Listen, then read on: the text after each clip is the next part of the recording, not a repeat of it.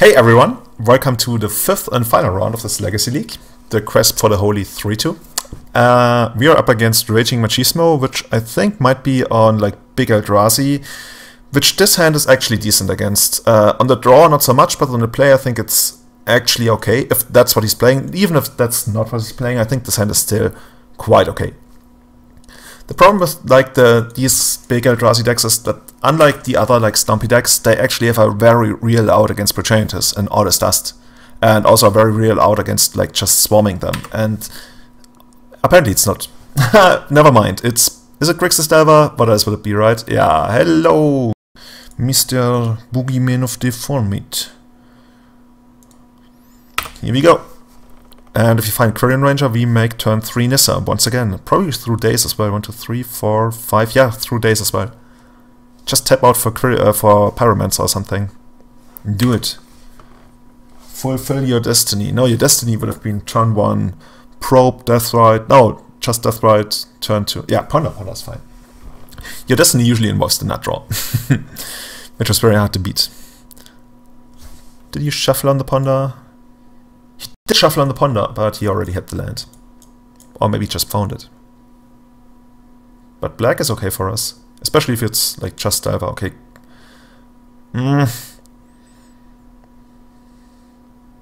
Not good. I think he might Wasteland the Cradle if I play it. But would he Wasteland the Dryad Arbor too? I think I'm just gonna run with this. It's weird because I'd rather not lose one of my creatures. And now that I hesitated so much, I hope he doesn't block. He blocks. At least he blocked the creature I wanted him to block.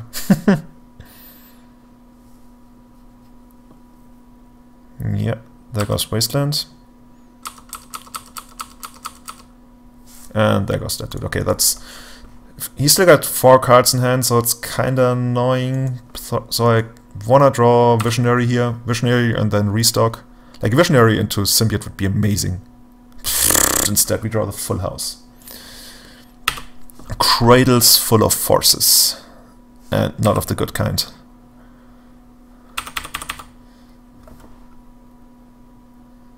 It's so scary when they untap on a board like this and they have 5 cards in hand. At least the more cantrips they play in the early game, the better I feel. But this game might be out of reach now. Where did it go wrong? I think when he lightning bolted our first creature, that wasn't very good for us. We could have played around that by not playing our creature.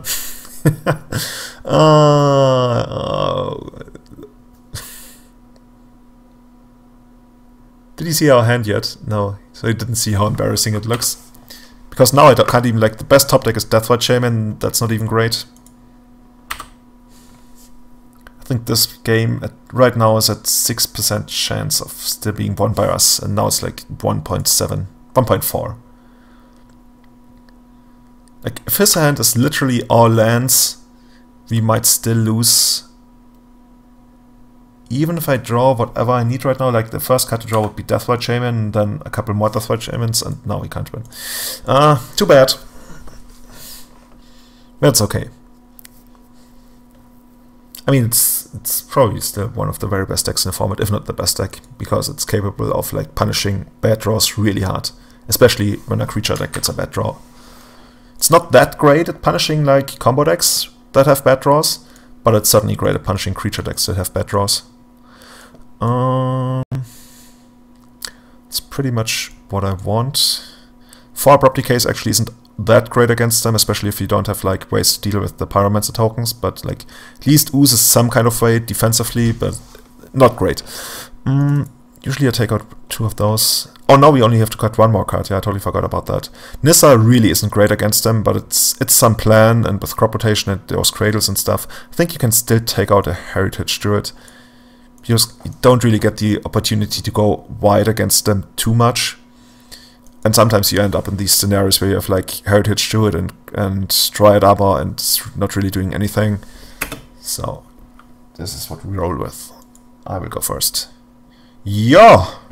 Now this is a hand I can accept. And I'm gonna go with Dryad Arbor because Deathrite Shaman can only, or do I? I'm gonna go with the third champ. There's a pretty good chance he puts a land in the graveyard, and even if he doesn't and I lead with Glimpse, then there's a pretty good chance he forces it, and even if he does not and didn't put a fetch land into the graveyard, then we still get a pretty decent Glimpse that draws at least 1, 2, now even more cards. So this is like a really good spot. He doesn't even force the Glimpse. Okay. We got a lot of things to do, and the first order of business is drawing Cradle. Oh, this is kind of like Cradle, but in reverse. So if I go for this and I don't draw Cradle, then I go for Wirewood Symbiote. So say I go for this, I don't draw Cradle. I play this, I play Wirewood Symbiote. I bounce this guy. No, that's bad. Heritage Druid. Forest, this guy is tapped, then I don't get extra mana. Now I have to do it like this. Okay. No Cradle. Maybe we draw something. So if I get Wirewood Symbiote, I've got Nettle Sentinel here. Doesn't really. Yeah, I think I have to do it like this.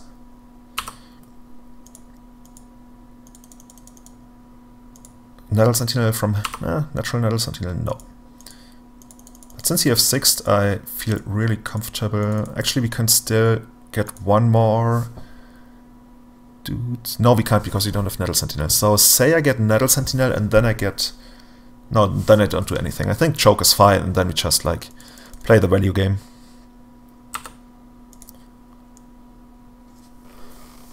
No, lands don't care. Lands are overvalued. Why would you even use yours? And if he tries to use his third champ, I'm definitely going to counter that. Another Underground Sea, that's interesting. Is he oh, he might try to... That's kind of like a giveaway. He might actually try to go for Marsh Casualties. So, if I wasn't going to...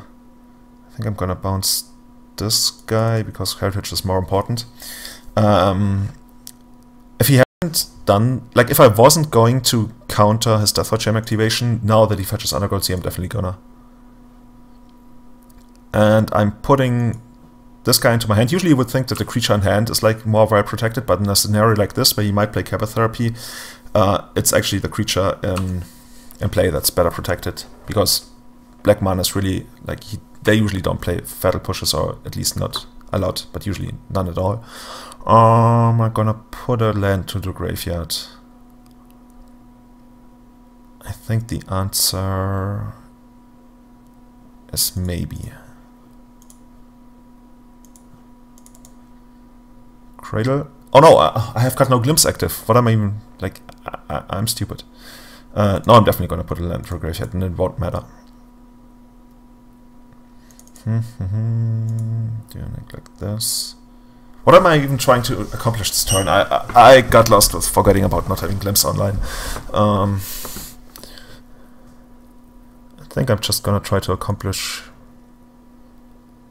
a couple of things. And one of them is not to be greedy. Yeah, I really shouldn't be greedy here. I got this game almost locked up, so I shouldn't like make stupid decisions. Yeah, see, don't make stupid decisions, win the game. It's all that easy. Sometimes you have to make decisions that look stupid. You're like, in order to achieve greatness, you have to be willing to look foolish and stupid.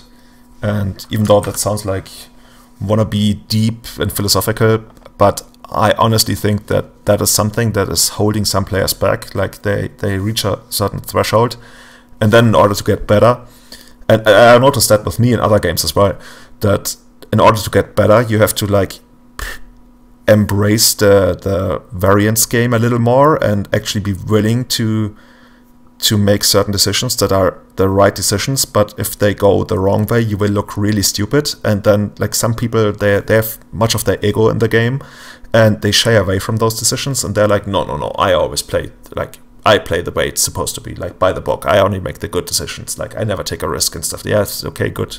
Never take a risk. 6-2 all day. Never top 8. Okay.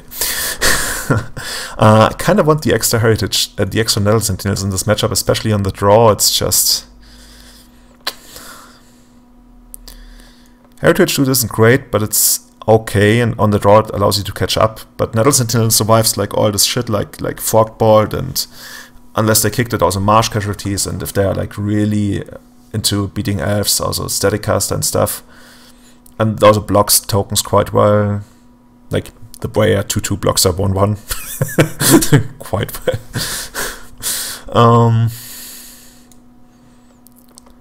But Heritage should uses mana, but yeah, I think I want to do it like this, because if you can have like some more staying power to not be swarmed too quickly, I think that would be good. And then our cards like Abrupt Decay, Sylvan Library, Nissa, and Choke Kicking. This is... I'm scared to call a hand great when playing against Grixis server, because it's really hard to beat their like crazy starts. But this hand is more than decent against them. If I could keep... No, forget about what I said. So what's the plan here? The plan is to negate their first Grim Lavamancer activation by casting Crop Rotation. Or maybe I just swarm them. I could cast this guy. Yeah, I think I just swarm them, but in a different way. Sometimes you swarm them by playing like one creature on the first turn, two creatures on the second turn, sometimes even three creatures on the second turn if you have Bachelor Rangers, and they just can't keep up with either like activating Grim Lavamancer or putting creatures into the graveyard. But I think right here I'd rather wait and then play like a couple of creatures, or just draw this. Okay, this is the best card. And I'm gonna do it right away. Usually that's like, I'm gonna fetch right away, that's what I want to say. Usually that's bad, usually want to do it in the upkeep, but like there's a minor marginal thing where if they do play Stifle and they have Brainstorm in hand, then like right now they have to have Stifle, whereas on their upkeep they can play like Brainstorm into Stifle. So I'm gonna fetch right away, even though it looks really weird. I guess the upside of doing it on his upkeep would be to entice him to use the Grim Lavamancer to at least shoot 2 damage at me, which would mean that he wouldn't have like, or even on my turn, that he wouldn't have lands in the graveyard for Deathwipe, but that doesn't matter because I got Verdant Catacombs, but like thinking long term, the fewer lands he has in the graveyard, the better probably, because now you can choose to remove the Ponder. He shuffled his library, okay. Value. Well, not really value, but variance value. Okay, I like this. I like when they probably have like a lot of reactionary spells in hand and you play something uncounterable. Oh, I'm sorry. Here we are. He shoots 2 at me. Actually removes the 2 lands, okay. And so now I wanna do something. Usually a hand like this, for Bursting Glimpse, a hand like this usually has Glimpse in hand. When you arrive on a board like this, you usually have Glimpse. So I could play Wirewood Symbiote. It's not great though. I kinda eventually wanna have Deathwipe Shaman on board, so maybe I'm gonna play Wirewood Symbiote and Bachelor Rangers. Like if he didn't have removal, like if I was sure that he didn't have removal, I would play the Death and Daze. Yeah, Daze was actually the one I was trying to play around. Because if he has removal plus Daze, then we lose Deathwipe, and I think Deathwipe is going to be quite important to keep up here. Also, Crop Rotation for Cradle could be a real thing. See? And this is what I hate. This is what I hate. Now he knows that eventually our plan is Visionary and Wirewood Symbiote. Whereas if he didn't know that, and we played a Glimpse next turn, he would still count it. I get that, yeah, but it's just like you feel so exposed, because right now everything you're about to do is exposed. He knows that Bachelor Rangers is not that important on this board because you don't have Glimpse. We're also not looking to Natural Order something. We don't have Abrupt... Well, us not having Abrupt Decay isn't really that big of a deal here. It's not like... He wasn't sitting over there like thinking, oh my god, does he have Abrupt Decay? I like that he plays a 4th land. Usually when they play a 4th land in the 4th turn already something went wrong for them. Now I really want Abrupt Decay. I wonder whether he must have taken out Symbiote. But if he takes out Symbiote... Which one is he shooting? Yeah, he takes out Symbiote. Now we might be able to swarm Liliana, but I would need like lands for that. And not this. Quirion Ranger would also be like a nice draw. But I'm scared of Daze and Spell Pierces right now. Maybe I shouldn't be, because Not because he would not have them, but because I might not be able to beat them anyway. Man, if he has Spell Pierce or if he has Force of Will and I go for crop rotation, it's gonna be really bad for me. Maybe I go for Senate for Quirion Ranger? No, I can't really do that. Because that also loses to Spell Pierce. Maybe I just wait a turn. That way he has to shoot the Wirewood Symbiote next turn, but that's not great. That's really not great. I think I'd rather draw an extra card and hope it's gonna be a land, and if he has Daze, that's okay, because then that's out of the way. That's one card that he doesn't have in hand. That bam! Okay, here we go. And now I kind of want Ooze, but Ooze dies too. So in the long run, I want to set it up that I get Ooze and it's Lightning Bolt proof. But that's gonna be a long way. Gonna play one more of those. Now, the card I'm actually not scared of Liliana anymore. The card I'm scared of now is Marsh Casualties. You can even kick it next turn. It doesn't really matter because he could also like Liliana Deathrite him. Yeah. Marsh Casualties could be a problem. He might... Nah, he kept the hand for Grim Lavamancer and probably found Liliana. But if he has Marsh Casualties, I am in trouble. I could crop rotate for another Cradle and then have 4 mana and get Ooze and that survives. Huh. But I could also crop rotate for another Cradle and try to kill him next turn. So if he has Force of Will or Spell Pierce plus Marsh Casualties, we are toast. What if he has only Marsh Casualties? Then I should go for Cradle into Ooze.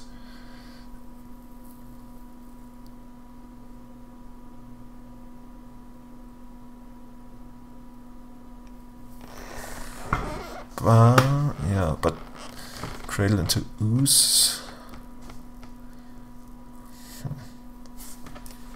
Let's do it.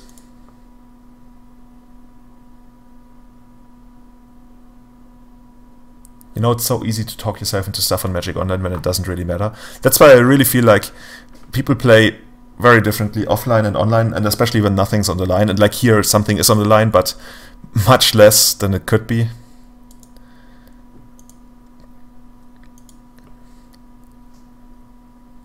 Now Spell Pierce? No, okay, Ooze. Oozy boy. Taking the Lavamancer. Okay, next turn if he taps the Deathrite, we can untap one of our Elves and use the Berkshire Ranger to counter the Deathrite Shaman activation. That would... Okay, so yeah, that's also why I shouldn't attack Liliana. It's only weird if he goes for... If he then has a land. If he afterwards plays a land, like that could be like some kind of mind game. And then goes for... Then he's like, surprise, had 5 mana anyway, and then Ooze dies by Liliana plus and -2/-2. But now that he's played up Brainstorm, that line is not available to him anymore. Also, if he plays another land now, that would be nice for us, because then he's down to, like, I assume he plays 1 business spell this turn, but then he's down to 2 cards in hand. Probe, sure. Life total becomes a real thing now, with Ooze being potentially 4/4 next turn. And somehow I feel that we are gonna find Pendelhaven real soon. Oh, we got Deathrite Chain plus Bayou. That's also like, he's probably got only the next... If he's got nothing, he's only got the next turn, then he dies. And that's pretty good. Red. Bolt. But he doesn't have green. Okay.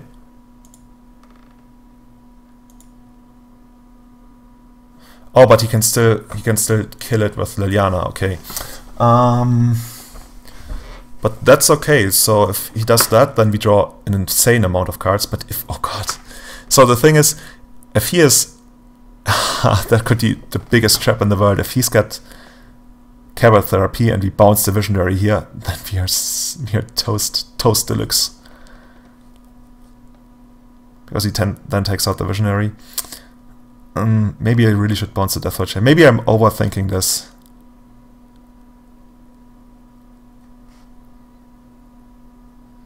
It's just if he has Therapy, we are toast. then we need to find Pendelhaven like real bad. Whereas if I bounce the Deathlight Chain, then the thing is about bouncing Deathlight Chain, then we don't have Deathlight Chain on the next turn, and that's kind of a big deal. But we can still get a pretty decent life total, so maybe I'm gonna do the middle of the road thing. Like if he has Cabal Therapy, we lose Deathlight Shaman.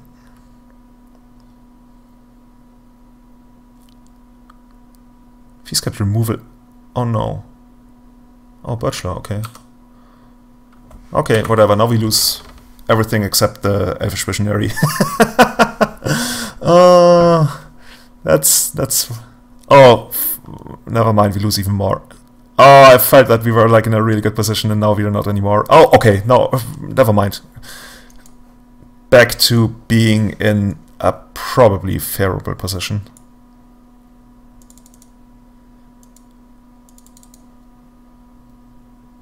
I'm doing it this way because like, he wouldn't have a reason to daze the Deathlight Shaman, whereas had I played the Abrupt Decay first and then the Deathlight Shaman, he definitely has a reason to Abrupt Decay, to daze the Deathlight Shaman. Okay, this is by the way why there's 4 Abrupt Decay in the sideboard. This card, I'm pointing at it on the screen, doesn't really work for you. Not yet, we don't have the technology yet. This is why I'm praying for Abrupt Decay. Liliana of the Last Hope, is the main reason I'm playing for Abrupt Decay in the sideboard. Mainly because out of check pile, but I mean it also helps in this matchup. And yeah, it just feels good when that happens. Because now I feel like we've got way more crazy top decks than he can have. And I want to draw the extra card, even though it's a bit sketchy if we run into Marsh Casualties eventually. And it's also a bit annoying because unless we draw like a land, which I don't really want to draw. No, I don't want to draw a land because we already have 2 Bayou in play. Okay, this guy. I think I'm just gonna play the Nettle Sentinel because of the attacks next turn.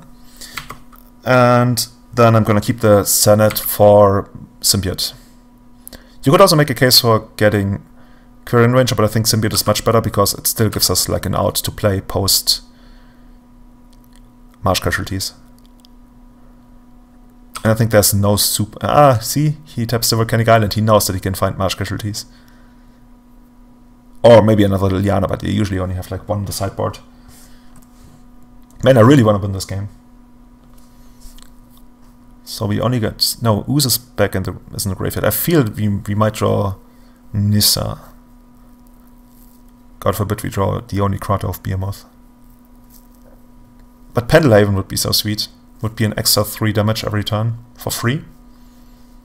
Brainstorm. If he plays a land and a business card, he's down to 1 card.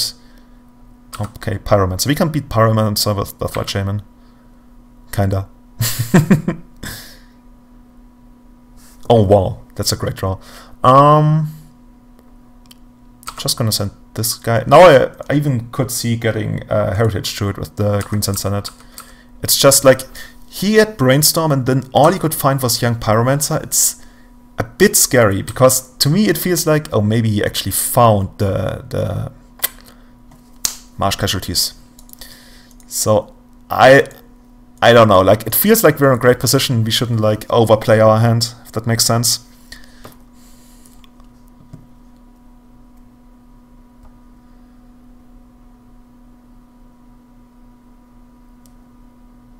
So what I want to do is use my Deathlight Shaman right away, and then when he tries to use his, I'm going to untap and use it again.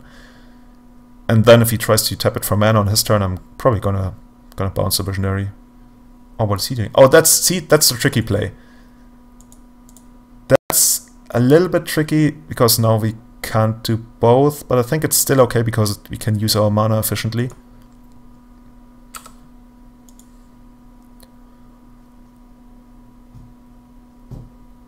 I wonder what he's up to. Okay, you got that. Another Brainstorm.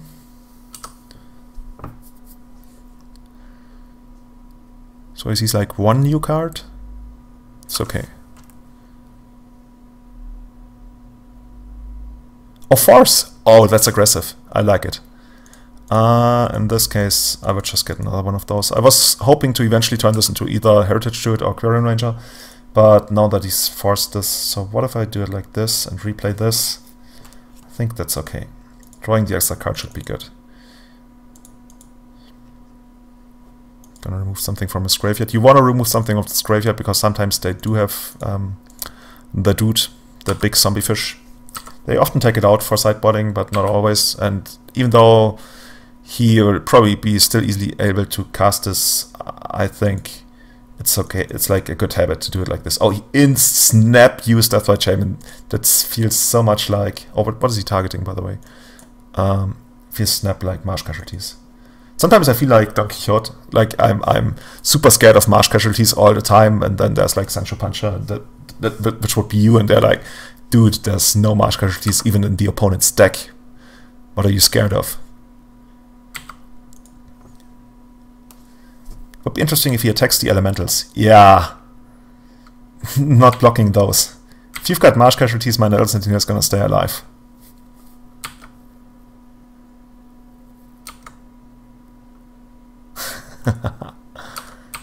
Would be good if it also killed his own creatures. But it doesn't.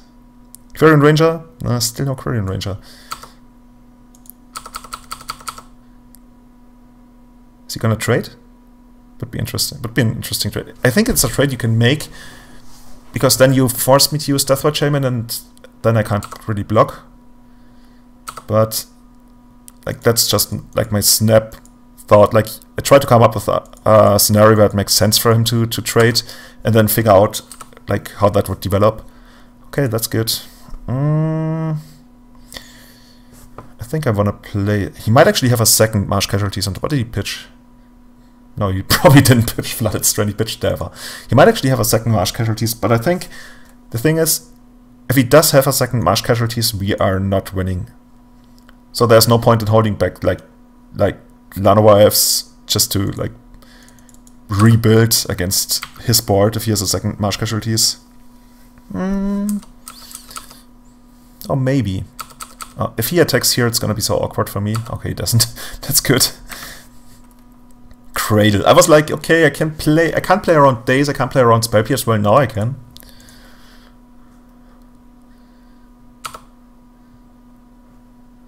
Is there something in the graveyard I want to get that he can't remove? He can't remove creatures. I could get Wirewood Symbiote, actually. I could also send in... Yeah, I think getting Wirewood Symbiote is fine. That means she dies to remove a spell, but there's only like 2 bolts left in the deck. And if he draws bolt here, I think that's okay for us.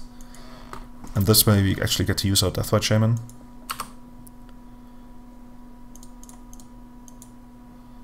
I'm gonna remove the casualties. Our opponent seems pretty frustrated at this point. Now he can use his Deathwatch Shaman, but that's okay though. Yeah.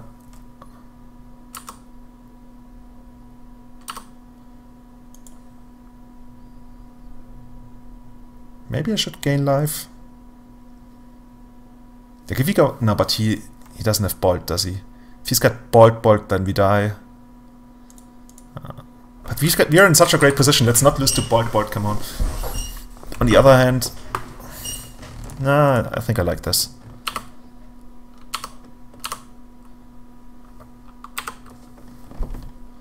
Not attacking. I think I'm just gonna burn him out with Deathrite. I feel one of his cards might be forced. Oh! Got there.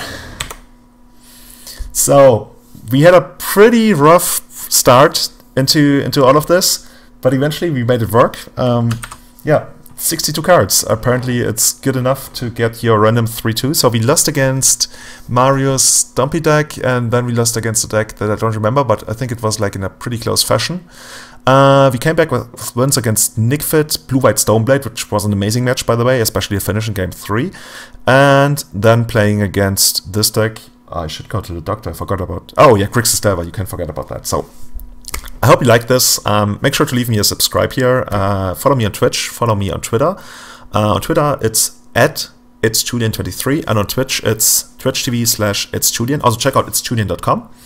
And have a great day, have a great life, have whatever you want to be great, and oh god, if you have like a good ending line for me, send it to me, because I always, like, this is where I struggle the most. Seriously, thanks a lot for watching. See you. Oh my god, I totally forgot, we wanted to open the treasure chest. Ah, how could I forget that? I even promised it, so here we go. It's about time. Are we gonna open something? What do you wanna open? I don't even know what you can open. Black Lotus? It's probably not in there. True Name Nemesis? Let's just find out. Gideon's Intervention! Lethal Sting and Relic Runner. Not good. Anyway, thanks a lot for watching. See you. Bye bye.